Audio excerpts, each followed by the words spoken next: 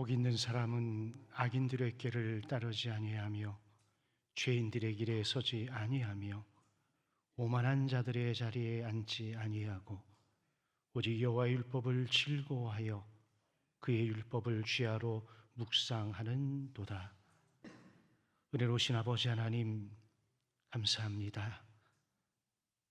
한 해기의 끝자락에 하나님을 예배하며 경배하게 하시니 감사합니다. 올 한 해 동안에도 하나님의 말씀을 주야로 묵상하면서 의의 길, 은혜의 길을 걸어왔습니다. 한 해 동안 지켜주신 하나님의 은혜에 감사하면서 오늘 하나님 앞에 영광스러운 예배를 드리오니 하나님, 이 예배를 받아 주옵소서. 예수님의 이름으로 기원하옵나이다. 아멘. 다 같이 사도신경으로 신앙 고백합니다. 나는 전능하신 아버지 하나님, 천지의 창조주를 믿습니다. 나는 그의 유일하신 아들 우리 주 예수 그리스도를 믿습니다. 그는 성령으로 잉태되어 동정녀 마리아에게서 나시고 본디오 빌라도에게 고난을 받아 십자가에 못 박혀 죽으시고 장사된 지 사흘 만에 죽은 자 가운데서 다시 살아나셨으며 하늘에 오르시어 전능하신 아버지 하나님 우편에 앉아 계시다가 거기로부터 살아있는 자와 죽은 자를 심판하러 오십니다. 나는 성령을 믿으며 거룩한 공교회와 성도의 교제와 죄를 용서받는 것과 몸의 부활과 영생을 믿습니다. 아멘. 다 함께 찬송가 38장을 부르겠습니다.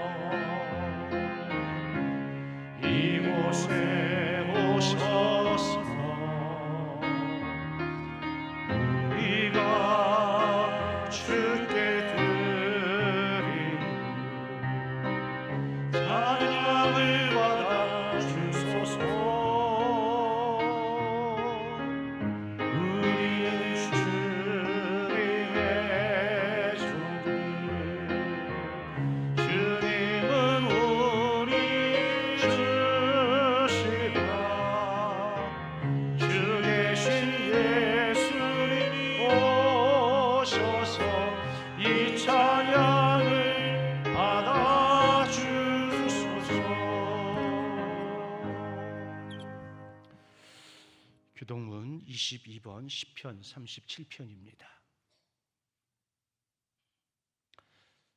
악을 행하는 자들 때문에 불평하지 말며 불의를 행하는 자들을 시기하지 말지어다.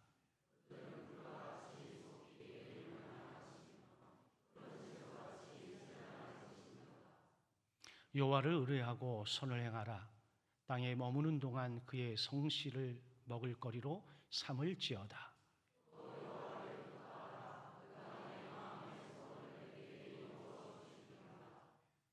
내 길을 여호와께 맡기라. 그를 의지하면 그가 이루시고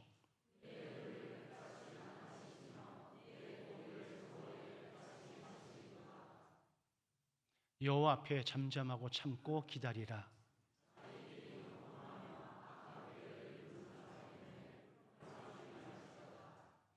분을 그치고 노를 버리며 불평하지 말라. 오히려 악을 만들 뿐이라. 아멘. 이 시간 대표해서 심경만 장로님께서 기도해 주시겠습니다.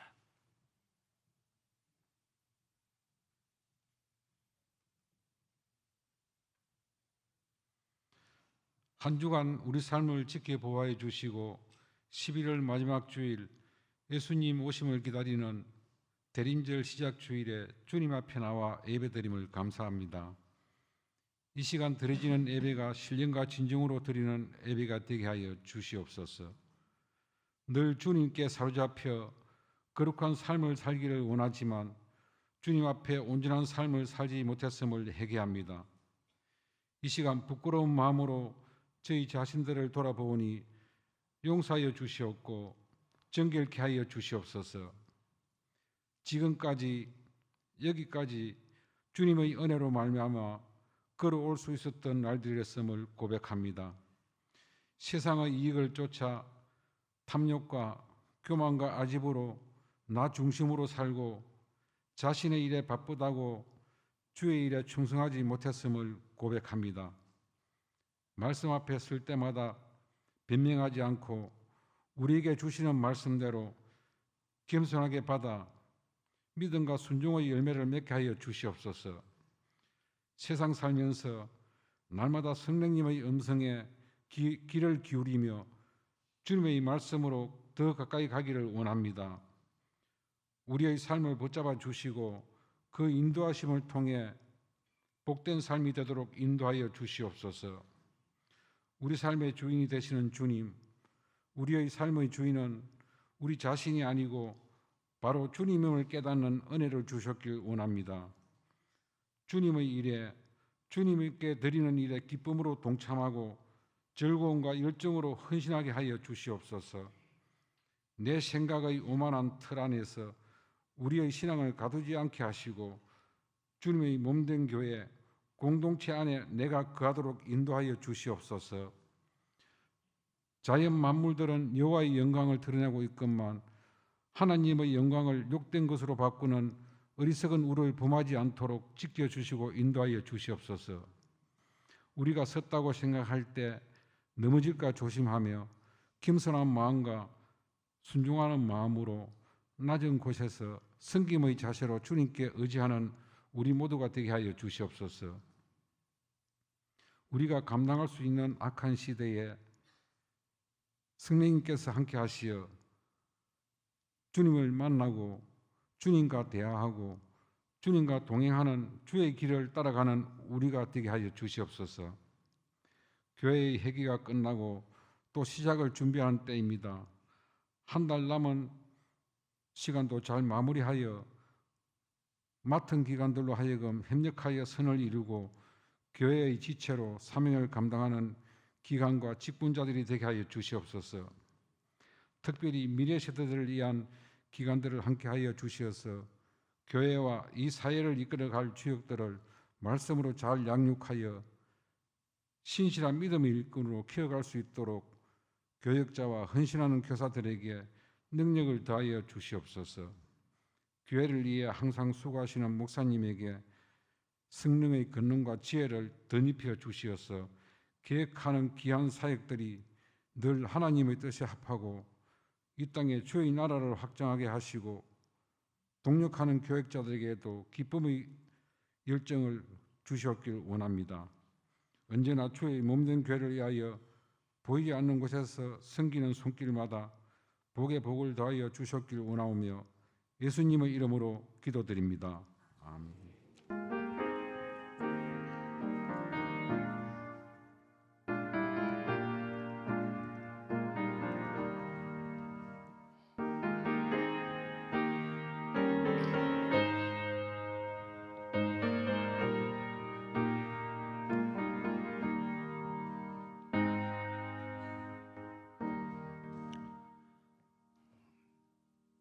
하나님 말씀을 보겠습니다. 골로새서 2장 1절에서 7절까지의 말씀입니다. 스크린을 보시고 한 목소리로 합독하겠습니다. 내가 너희와 라고디에게 있는 자들과 물은 내 육신의 얼굴을 보지 못한 자들을 위하여 얼마나 힘쓰는지를 너희가 알기를 원하노니 이는 그들로 마음의 위안을 받고 사랑 안에서 연합하여 확실한 이해의 모든 풍성함과 하나님의 비밀인 그리스도를 깨닫게 하려 함이니 그 안에는 지혜와 지식의 모든 보화가 감추어져 있느니라. 내가 이것을 말함은 아무도 교묘한 말로 너희를 속이지 못하게 하려 함이니 이는 내가 육신으로는 떠나 있으나 심령으로는 너희와 함께 있어 너희가 질서 있게 행함과 그리스도를 믿는 너희 믿음이 굳건한 것을 기쁘게 봄이라. 그러므로 너희가 그리스도 예수를 주로 받았으니 그 안에서 행하되 그 안에 뿌리를 박으며 세움을 받아 교훈을 받은 대로 믿음에 굳게 서서 감사함을 넘치게 하라. 아멘. 봉헌 찬송 384장을 부르시면서 봉헌하도록 하겠습니다.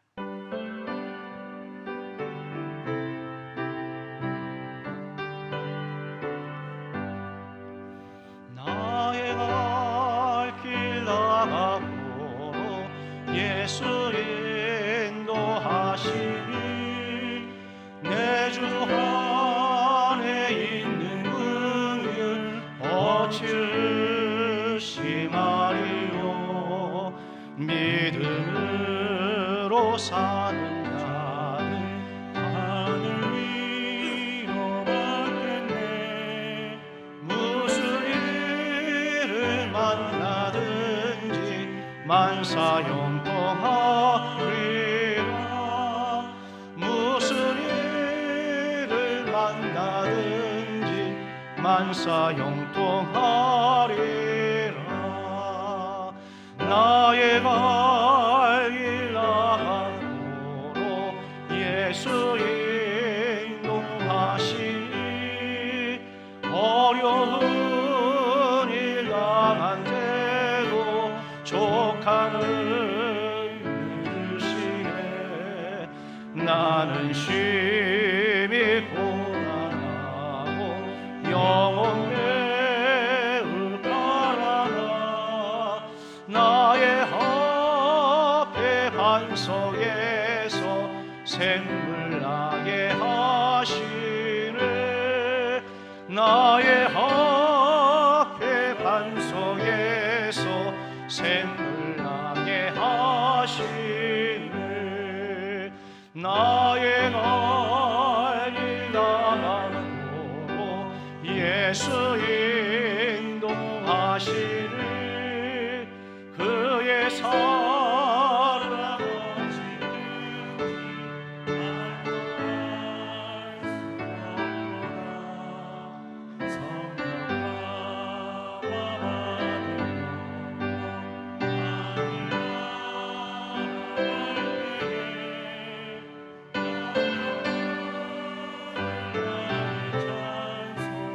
예수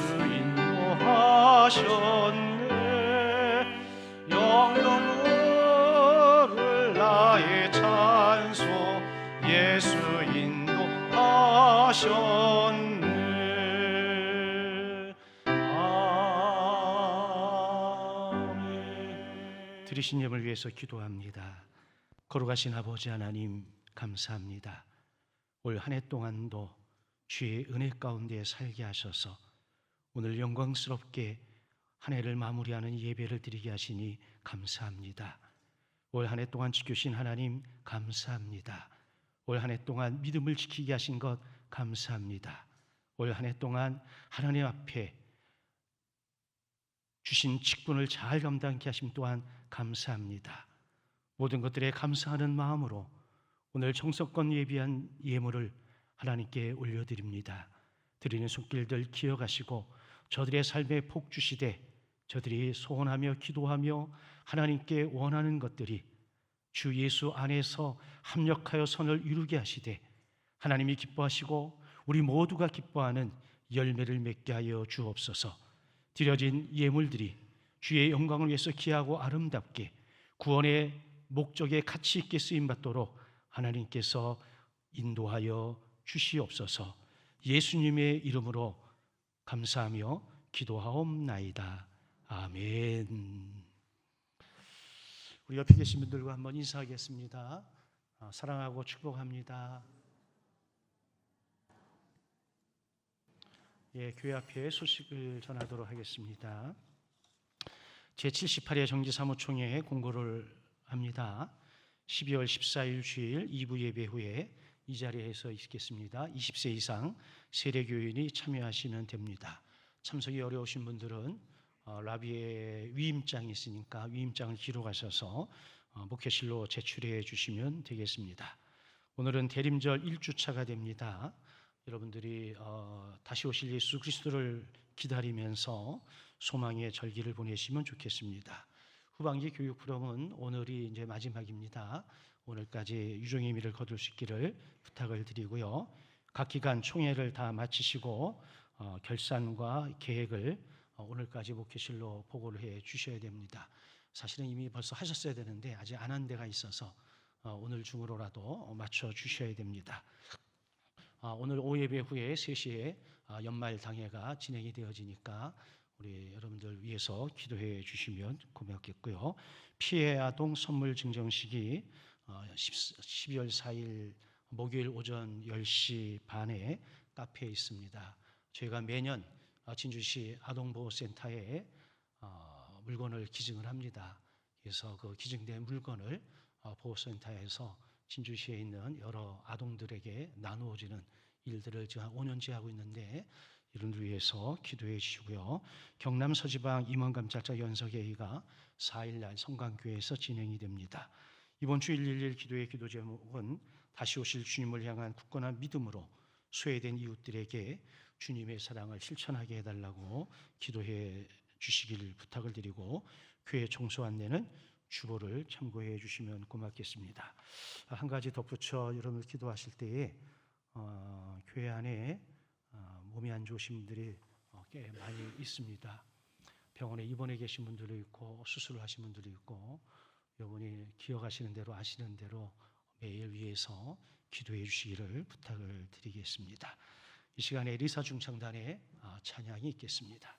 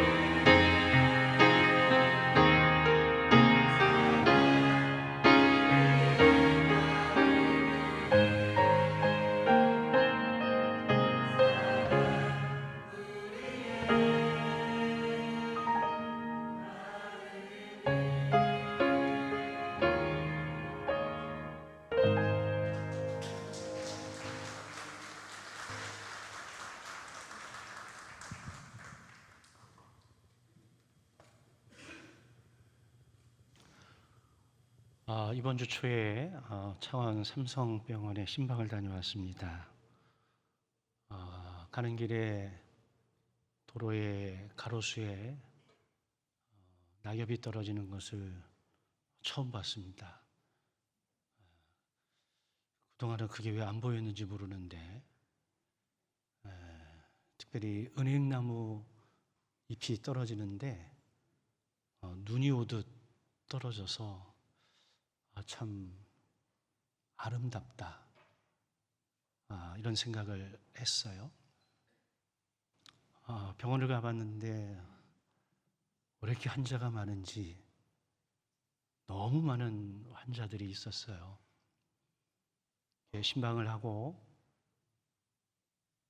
기도를 하고 위로하고 병원을 나서서 또 다른 길을 가면서 더 많은 은행나뭇잎들이 눈송이처럼 떨어지는 걸 봤는데 순간적으로 참 씁쓸하다, 쓸쓸하다, 이런 느낌이 들었습니다. 병원을 들어가기 전에 은행나무나 병원을 갔다 나온 이후에 은행나무나 똑같은 나무에서 떨어지는 잎이건만 제가 느끼는 감정은 너무나 달랐습니다. 그러면서 병을 앓고 있는 성도들이 어떤 마음을 가질까라는 생각에 마음이 짠해왔습니다. 그러면서 떠올랐어요. 오엘리의 마지막 잎새가 떠올랐습니다.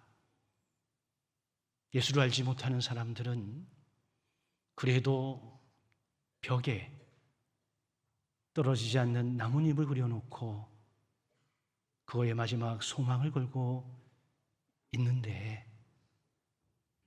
예수를 믿는 성도들은 살아있는 하나님을 믿고 그 믿음을 소망으로 삼아서 하루하루를 견뎌냄을 생각을 하게 됐습니다.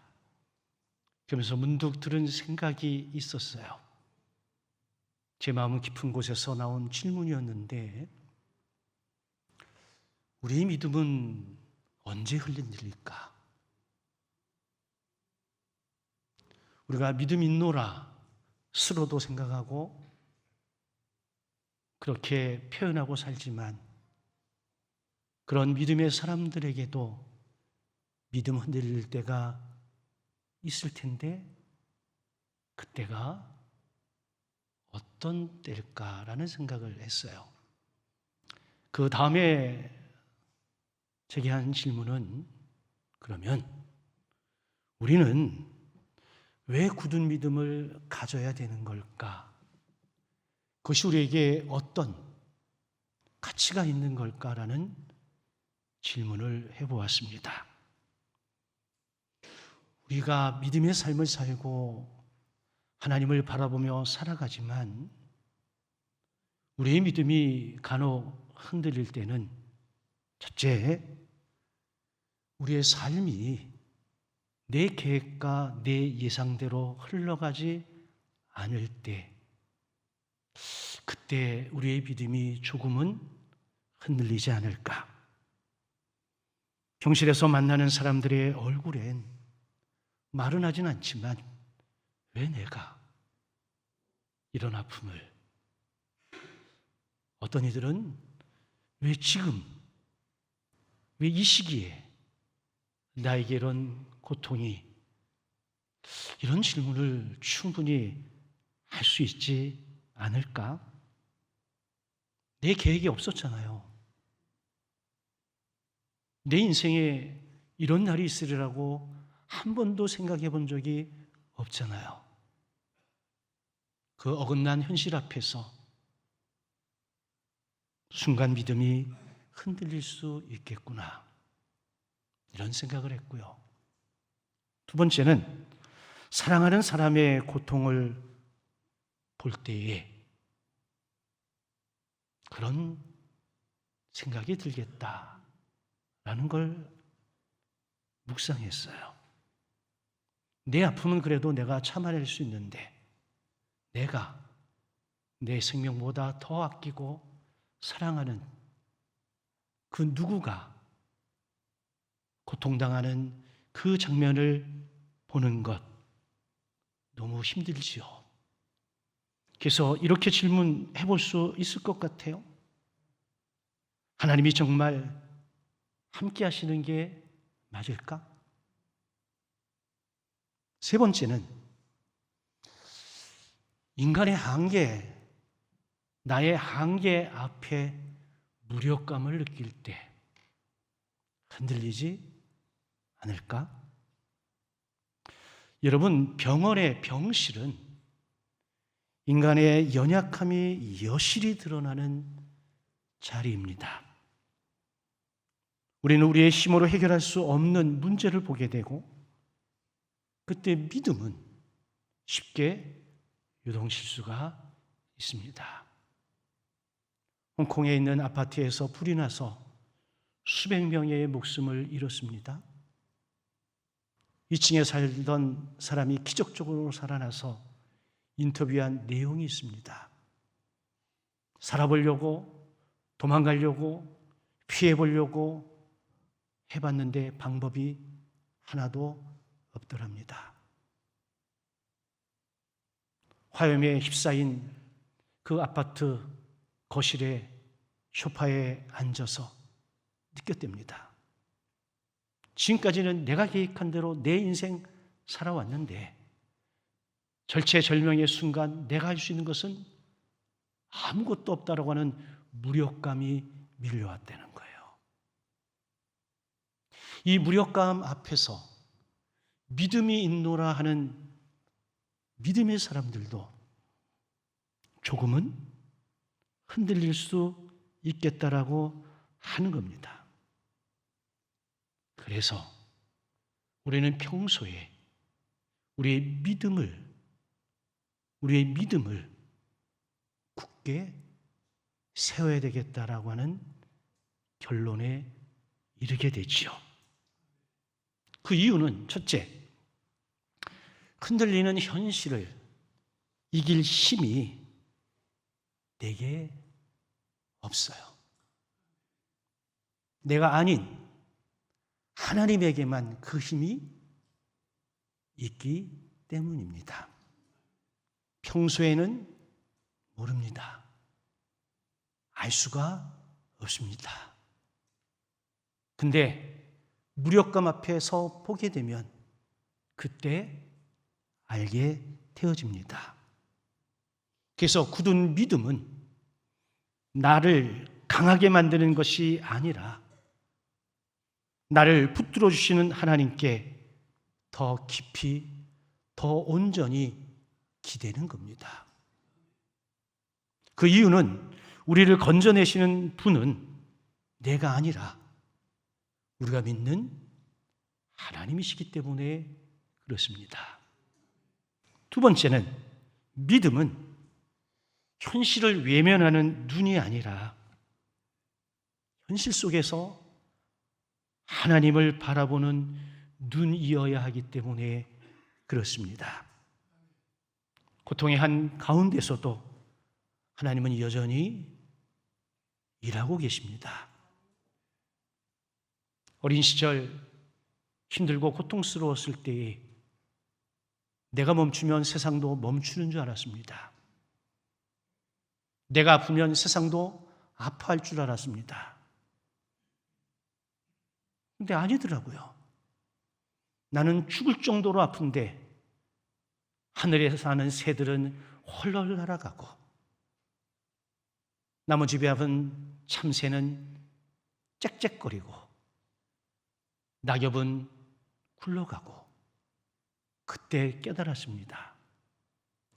세상은 나와 아무런 상관없이 자기들이 할 일을 한다는 것을 너무 어린 시절에 깨달은 것이기에 인생을 살아오면서 주님 앞에 수없이 되뇌이면서 내게는 주님밖에 없다라고 고백할 수 있었습니다.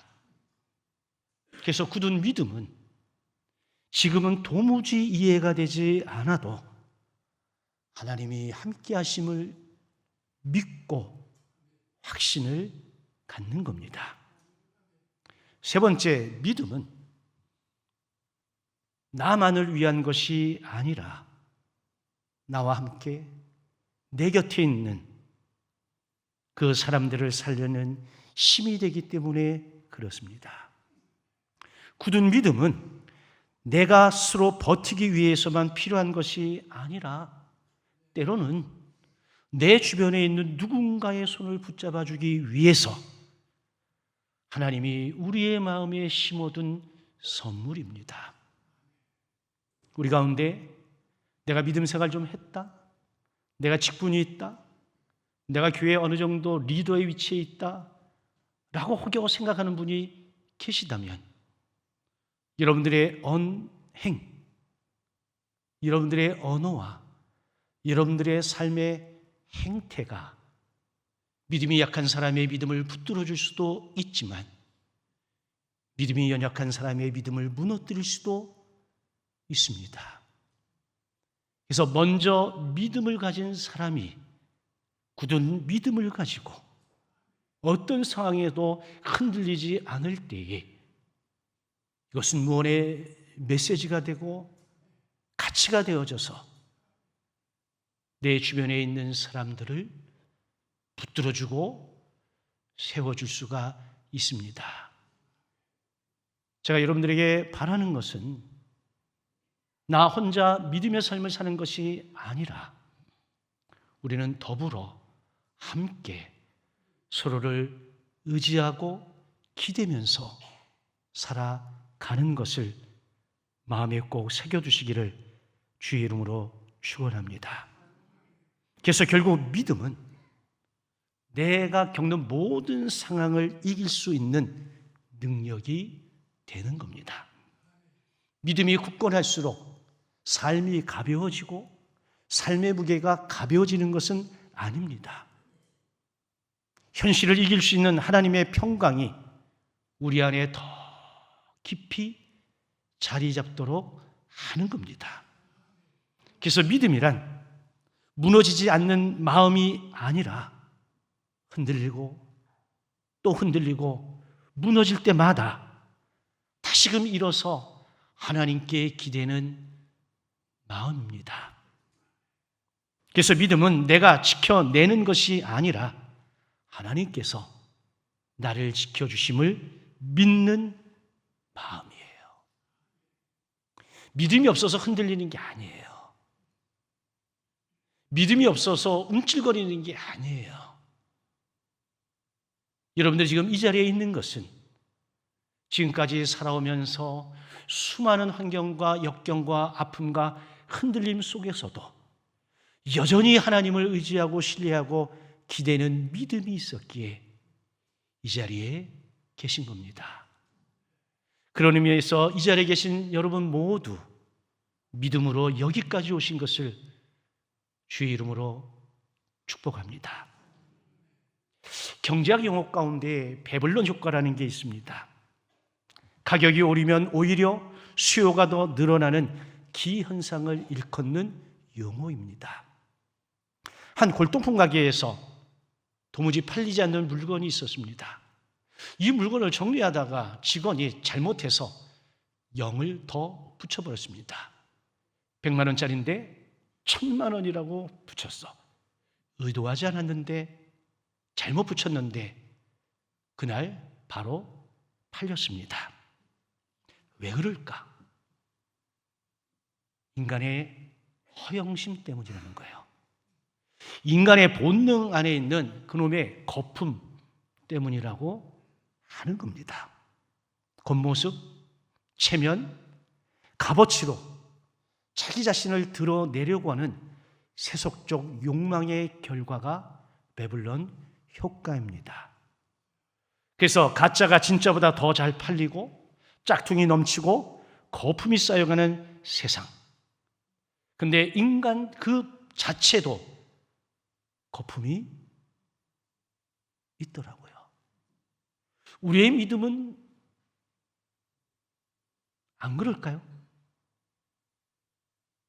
내 믿음이 허영의 모습인지, 그저 겉모습이요 껍데기뿐인지 우리 스스로를 점검해 볼 필요가 있지요. 저도 가끔은 주님 앞에 묻습니다.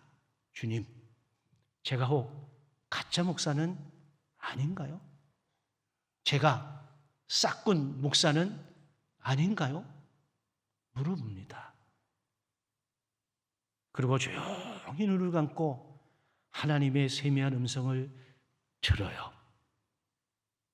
미래학자 최윤식 박사는 한국교회 미래2라고 하는 책에서 이렇게 경고한 적이 있습니다. 앞으로 10년, 20년 안에 한국교회의 거품이 빠질 것입니다. 건물, 숫자, 재정, 이 모든 허영이 연쇄적으로 붕괴가 될 겁니다. 그러나 위기는 곧 기회일 수 있습니다. 지금이 마지막 골든타임 10년입니다. 이 책이 나온 지 5년이 지났으니까 이제 골든타임 5년이 남아 있습니다. 그런데 오늘 골로새 교회의 정황이 오늘 우리의 정황과 결코 다르지 않았다라고 하는 겁니다.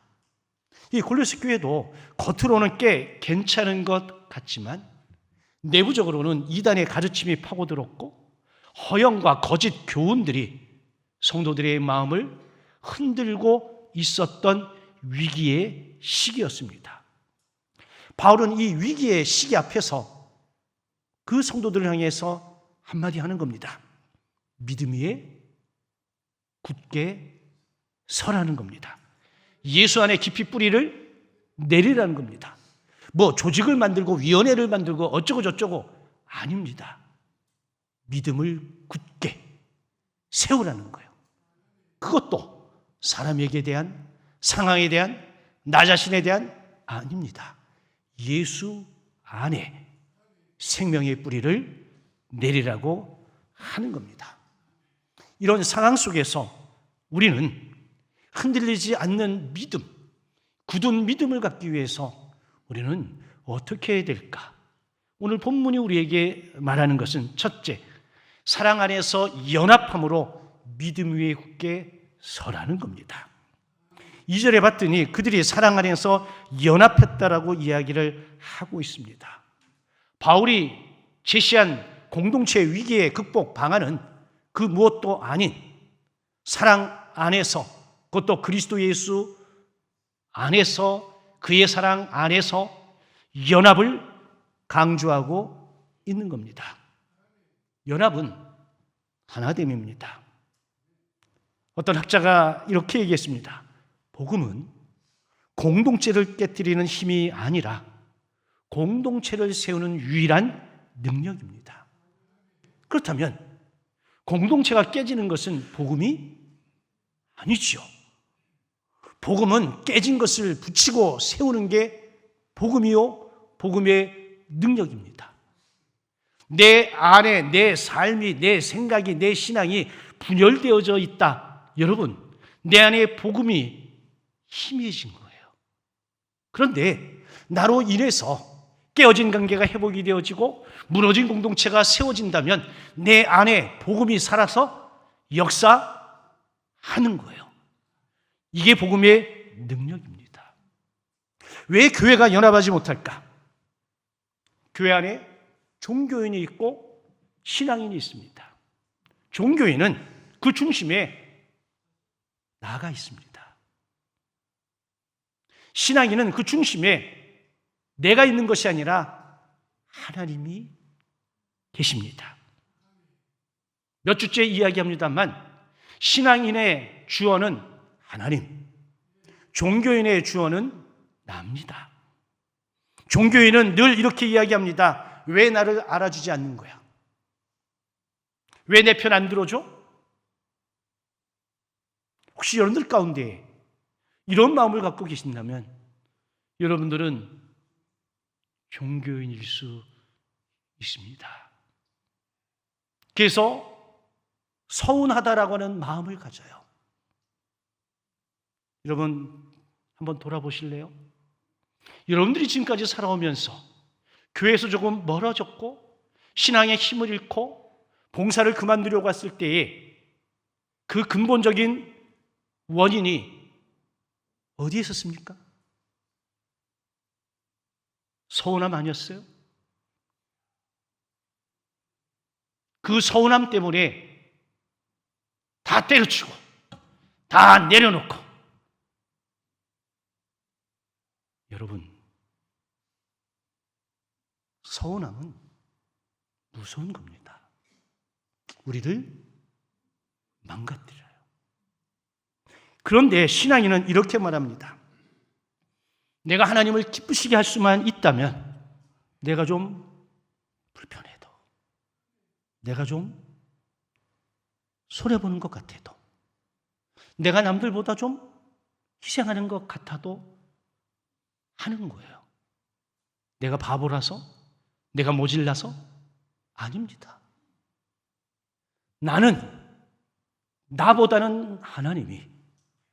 나보다는 하나님의 공동체가 소중하기에 내 것을 포기하고 내려놓고 그 하나님의 나라와 영광을 위해서 한 걸음 더 내딛는 겁니다. 이게 신앙인이에요. 그래서 사도 바울은 복음을 전하다 감옥에 갇혀 있을 때에 자기가 감옥에 갇힌 것을 시기하고 질투해서 열심히 복음을 전해 인기를 가지려고 했던 사람들에 대해서 원망하거나 불평하지 않았습니다. 바울은 오히려 고백하기를, 전파되는 것은 그리스도니 이로써 나는 기뻐하노라. 바울의 중심은 하나님께 있었습니다. 내가 조금 욕을 먹고, 내가 조금 시기 질투를 당하고, 누가 나를 좀 비아냥거리고 내 인기를 빼앗아가고, 여기에 연연하지 않았습니다. 그럼에도 불구하고 복음이 증거된다고 하니 그것을 인해서 본인은 기쁘다라고 이야기를 했습니다. 이런 사람이 진정한 신앙인 아닐까요? 여러분 기억하세요. 혹시 서운함이 있습니까? 마귀의 책략입니다. 조금만 생각을 바꾸면 그러지 않아. 그러면 저라고 서운함이 없겠습니까? 저도 서운함이 많습니다. 근데 하나님이 저에게 주신 특별한 은혜는 그 서운함을 가지고 피력하고 표현하는 게 아니라 그걸 가지고 하나님 앞에 무릎을 꿇는 거죠. 그리고 하나님 앞에 기도하면서 하나님의 음성을 들으려고 애를 쓰고, 그 과정 속에서 하나님께서 저를 어루만져 주시고 이해가 되게 하시고 감당케 하시는 거예요. 여러분, 서운하기로 따지면 여러분들보다 여러분 옆에 있는 사람이 더 서운할 수 있습니다. 자녀는 자녀대로 서운하지만 부모는 부모대로 서운하죠. 아내는 아내대로 서운하지만 남편은 또 남편대로 서운한 겁니다. 서운함에 올림픽 하는 거 아닌데. 근데 그 서운함이라는 게 나도 모르는 사이에 사탄이 딱 잡아채가지고 하나님의 나라를 무너뜨리는 거예요. 내 말 안 들어줬어. 나를 무시했어. 여러분, 그래서 히브리서 기자가 이렇게 얘기하잖아요. 서로 돌아보아 사랑과 선행을 격려하라. 서로 돌아보아서 저 사람이 뭔가를 하려고 하면 도와줘야지. 그래, 지 잘났으니까 지 잘난 맛에 하는 거지. 알아서 한번 해보라 그래. 이게 공동체입니까? 물론 인간인지라 그런 마음이 들 수 있지만 그 마음도 잠시뿐, 그래, 도와주자. 여러분, 교회에 일한다고 일꾼으로 뽑아놓고 뒤에서 어디 잘하나 보자 하고 양반다리하고 팔짱 딱 끼고 하라는 거 하지 말라는 거요. 아니잖아요. 내가 앞에 세운 사람도 부족하고 연약한 사람이요. 근데 나 대신 그 앞에 서 있는 거니 어찌하라고요? 어찌하라고요? 사랑과 선행으로 격려하며 잘할 수 있도록 해주라고 하는 거예요. 여러분, 시험 치고 왔는데 애가 30점 맞았어. 너 이놈의 새끼 30점 맞았어. 너 일로 와. 매를 갖다가 한 100대를 쳤다. 얘가 다음에 시험을 잘 볼까요? 나 같으면 빵점 맞아올 것 같아. 30점 맞았는데, 야, 너 30점 맞았어? 너 내가 볼 때 그렇게 가지고는 30점에 빵점짜리 같은데 네가 머리는 있긴 있나 보다, 야. 그런데 조금만 더 하면 올라가지 않을까? 너 다음에 시험에 쳐가지고 아빠가 욕심 다 버리고 40점만 받아와봐. 그럼 40점 받아올 거야, 안 받아올 거야? 받아옵니다. 어떻게 하냐? 다 경험이요. 여러분, 잠언은 또 뭐라 그런지 알아요? 미움은 다툼을 일으키지만 사랑은 모든 허물을 덮는데. 누군가의 허물이 이렇게 크게 보이는가요? 여러분이 생각하면 누군가의 허물이 이따만하게 보인가요? 거짓말하지 마세요. 그 사람이 문제가 아니야. 내 안에 뭐가 있어? 여기 성경이 얘기하잖아요. 미움이 있는 거예요. 미움이. 그러니까 저 인간이 문제가 아니라 누가 문제라는 거예요? 내가 문제라는 거예요. 그러면 이유가 있어서 미워하나? 따져보면 이유? 하나도 없습니다. 뭐 때문에? 서운함 때문이야. 여러분, 교회의 미래, 가정의 미래, 공동체의 미래는 연합에 있습니다. 서로 위로하고 서로의 아픔을 안아주며 서로를 예수님의 마음으로 품을 뛸래 흔들리는 시대 속에서도 굳게 설 수가 있습니다. 두 번째, 예수 안에 믿음의 뿌리를 깊이 내려야 됩니다. 앤트 라이트라고 하는 학자가 2장 7절을 이렇게 해석을 했습니다. 그리스도인은 예수를 아는 지식 위에 지어진 집이다. 고로 뿌리가 흔들리면 모든 것이 흔들린다. 우리는 말세지말이라는 말을 많이 쓰는데 초대교회도 말세지말이었습니다. 지금도 여전히 말세지말입니다. 그런데 이 초대교회 당시에 디모데 후서에서 바울이 이렇게 표현했어요. 귀가 가려워 자기 사욕을 따라 스승을 많이 두고 진리에서 돌이켜 허탄한 이야기를 따르리라. 여러분들의 삶의 행동의 기준이 하나님 말씀입니까? 아니면 여러분들이 친한 누군가의 이야기입니까? 그럼 그 사람은 온전합니까? 아니잖아. 우리는 여러분, 하나님의 말씀이 우리의 삶의 기준이 되어져야 되는데 우리는 자꾸만 옆에 있는 사람들과 대화하고 이야기하다가 이리저리 부안해동 해가지고 여러분, 하나님이 원하지 않는 길로 가는 경우가 허다해. 왜? 듣기에 좋거든. 그래서 로이드 존스 목사님은 이렇게 이야기했습니다. 문제는 믿음이 약한 것이 아니라 믿음의 대상이 약하게 여겨지는 데 있다. 믿음의 대상이 문제가 아니라 믿음의 대상을 바라보는 내가 문제가 있으니까 믿음의 대상이 크게 보여야 되는데 믿음의 대상이 작게 보이는 거야. 미움의 대상은 크게 보여. 믿음의 대상은 작게 보여. 뻔한 거 아니겠어요? 여러분, 우리의 뿌리는 예수여야 될 줄로 믿습니다. 지식 아닙니다. 감정 아닙니다. 전통 아닙니다. 내 안에 살아 역사하시는 예수의 생명, 예수 그리스도, 그의 말씀, 여기에 뿌리 내리길 주의 이름으로 축원합니다. 그런데 우리 현실은 어떨까요? 편하게 살고 싶어서 믿는 것도 참 편하게 믿습니다. 십자가를 지는 믿음보다는 대접받는 믿음을 원합니다. 왜? 그렇게 해도 살아가니까, 그렇게 해도 별일 없으니까, 그렇게 해도 괜찮으니까. 그런데 예수님이 사대교회를 향해서 분명히 하신 말씀이 있습니다. 내가 살았다는 이름을 가졌으나 죽은 자로다.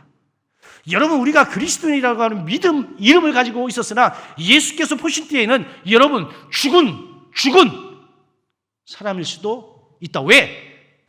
예수의 생명이 없어요. 그래서 최윤식 박사는 한국교회에 경고합니다. 회개운동 없이 한국교회 살아날 수 없습니다. 회개만이 골든타임 10년을 살리는 유일한 길입니다. 오늘 우리에게 가장 필요한 것은 우리의 믿음의 뿌리를 예수 그리스도에게 내리는 겁니다. 예수를 바라보십시오. 예수의 이름을 붙잡으십시오.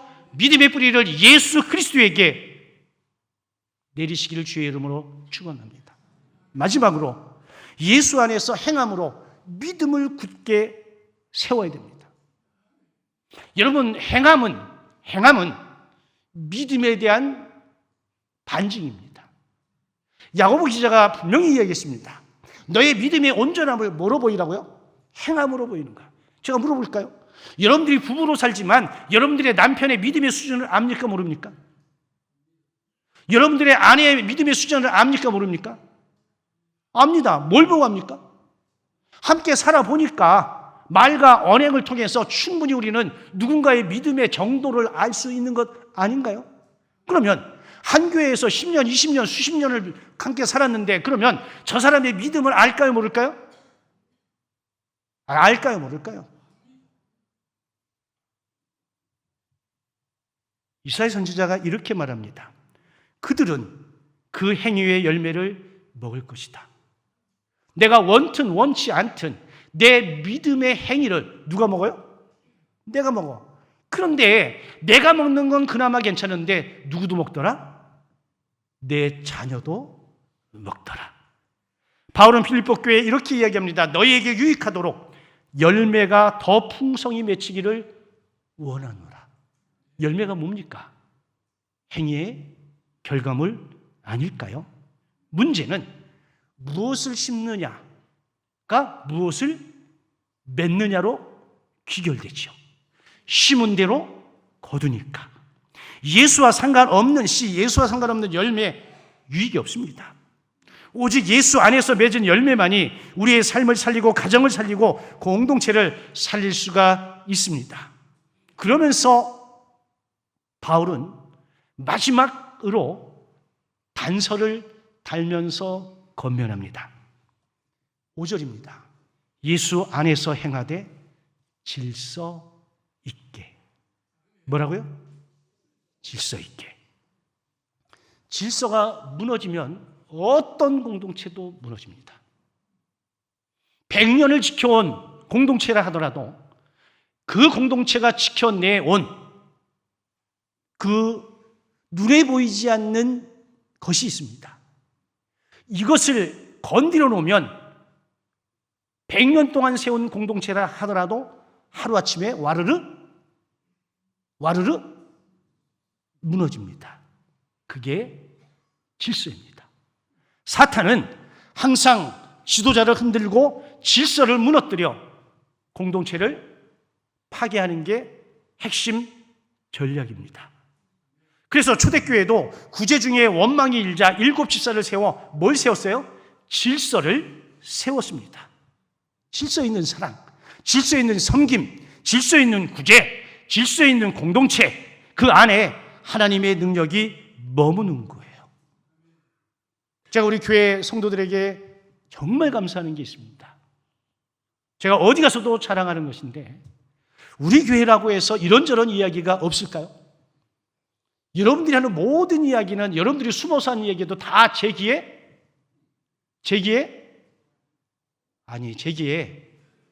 들어옵니다. 누가 얘기했을까? 미안합니다. 다 들어옵니다. 기가 막히게 들어옵니다. 근데 제가 그걸 가지고 한 번도 누구를 불러가지고 이랬니 저랬니 한 적이 없습니다. 제가 그래서 그러죠. 아이고 뭐 임금님 없을 때는 임금님 욕도 하는 것인데. 그런데 그렇게 많은 말들이 오고 가도 제가 일단 결정을 하면 지금까지 우리 교회 은퇴하신 장로님들도 지금 시무장로님도 성도들도 거기에 반기 들고 저한테 와서 따진 분은 없습니다. 위 목사님이 말씀하셨습니다. 그러면 생각이 달라도 뜻이 달라도 그냥 알겠습니다. 저는 이게 건강한 교회의 지표라고 믿습니다. 만약에 이게 무너지면 방법이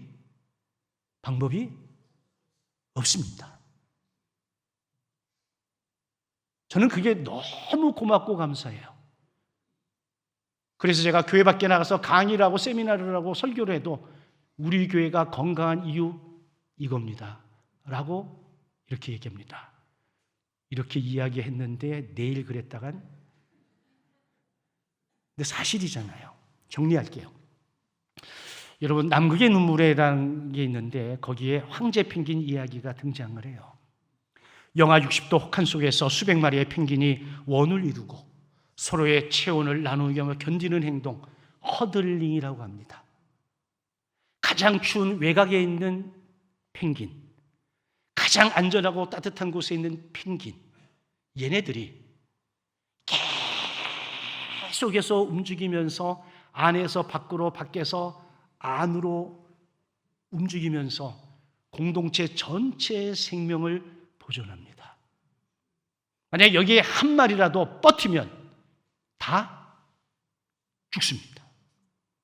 근데 기가 막히게 돌아갑니다.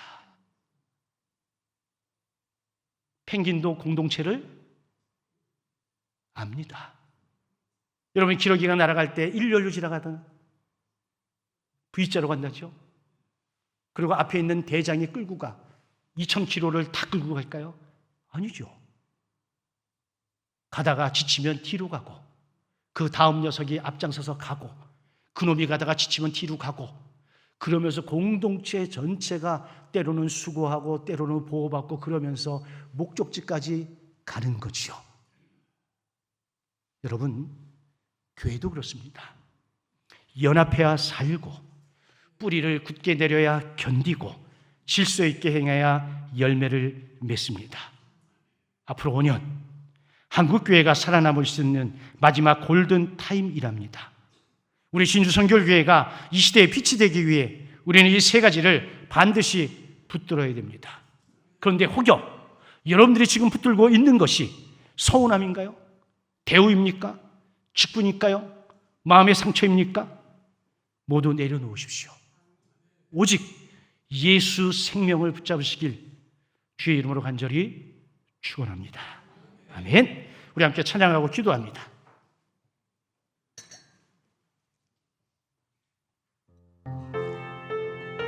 일 절만 하겠습니다.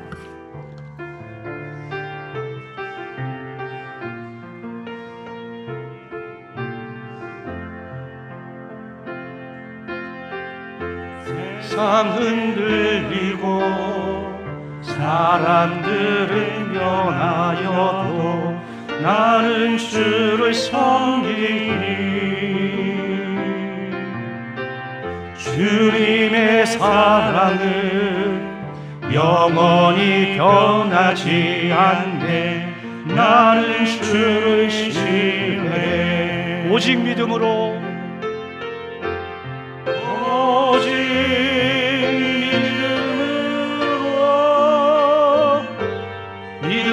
내가 살리라. 오직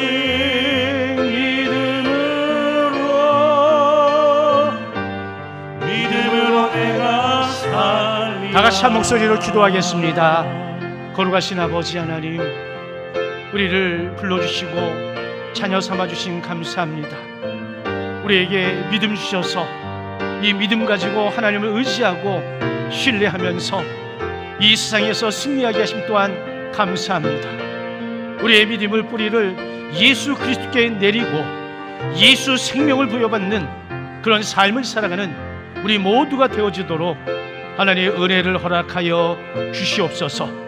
여기에 있는 우리 믿음의 가족들, 날마다 믿음의 뿌리를 주님께 내리고 하나님이 기뻐하시는 열매를 맺는 믿음의 가족들 되어지시도록 은혜를 허락하여 주시옵소서.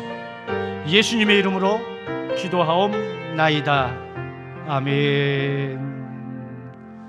폐 찬송 부르고 축도로 예배를 마치겠습니다.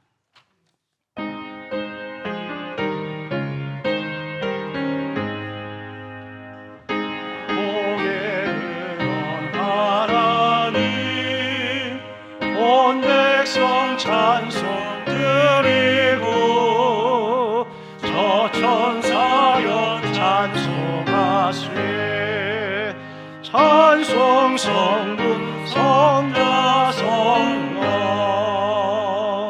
아멘.